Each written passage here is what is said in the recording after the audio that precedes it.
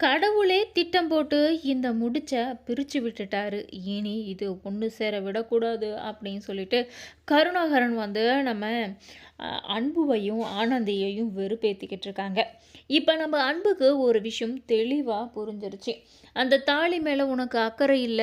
எதுவுமே உனக்கு வந்து அந்த தாலி மேல ஒரு ஈர்ப்பே கிடையாது அப்படின்றத அன்பு புரிஞ்சுகிட்டு, இனிமே நீ அத தேட தேவையில்ல. நீ தேடுறேன்னு சொன்னது எல்லாமே போதும். போயிட்டு வேலைய பாரு. நீ தேடணும்னு நெனச்சிருந்தா, அது உன் கைக்கு கிடைக்கணும்னு இருந்தா கிடைச்சிருக்கும். உனக்கு வந்து அதுல விருப்பமே கிடையாதுல்ல. குங்குமம் வச்சுக்கிறதுக்கு கூட அதுக்கு என்ன என்கிட்ட வந்து அந்த சுமங்கலித்தனம் வந்து தேவையில்ல. எனக்கு அது பிடிக்கல அப்படின்னு சொன்னவ தான நீ. அப்புறம் மட்டும் எப்படி நீ தாலிய மட்டும் ஏத்துக்கணும்னு நெனச்சுக்கிட்டு இருக்க? அப்படின்ற அளவுக்கு ஒவ்வொருத்தரும் நம்ம ஆனந்திய காயப்படுத்திக்கிட்டே இருக்காங்க. என்னதான் வெளியில எனக்கு இது தேவையில்ல, வேண்டாம் இது ஒரு சும தான் அப்படின்னு சொல்லி நம்ம ஆனந்தி சொல்லிக்கிட்டு இருந்தாலும், உள்ளுக்குள்ளற அன்பு கட்டுன தாலி, அதுவும் நம்ம ஆனந்தியுடைய அழகன் கட்டுன தாலி அப்படின்னு சொல்லி ரொம்ப அந்த தாலிய நெனச்சு தான் ஏங்கிக்கிட்டு இருந்தாங்க.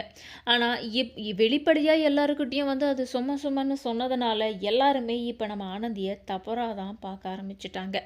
இன்னொரு பக்கம் அவங்களுடைய ஹாஸ்டல்லயும் தேடி பார்த்துக்கிட்டு இருக்காங்க. அந்த தாலி கிடைக்கல.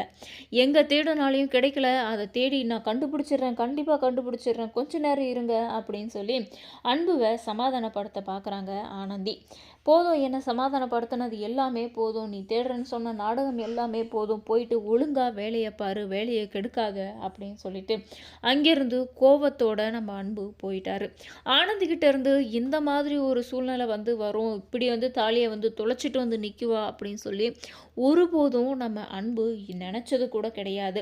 ஆனா, அப்படி இருந்தும் இப்போ இந்த மாதிரி ஒரு சம்பவம் நடந்துருச்சு அப்படின்றத அத நம்ம அன்புவால ஏத்துக்க முடியல. அதுவும் ஆனந்த் கிட்ட இருந்து வந்திருக்கு அப்படின்னும்போது.